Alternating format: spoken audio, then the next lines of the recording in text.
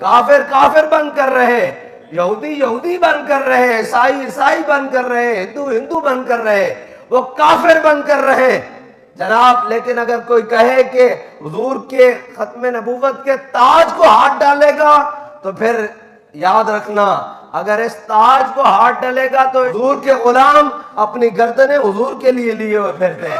حضرت خالد بن ولید نے پہلیاں جڑیاں جنگاں لڑیاں انہاں بھی قیدی بنائے، بعد جڑیاں جنگاں لڑیاں انہاں بھی قیدی بنائے، لیکن اس سے قیدی کوئی نہیں بنایا۔ فرمایا جڑا حضور دی ختم نبوت دا منکر ہوئے اسی انہوں قید کرنا بھی ذلت سمجھتا۔ فرمایا نہیں نہیں، حضور دے ختم نبوت دے منکر واسطے نہ تے قید ہے نہ تے زندگی ہے، اس واسطے صرف اور صرف موت ہے۔ اے ہے حضور دی ختم نبوت دا مسئلہ۔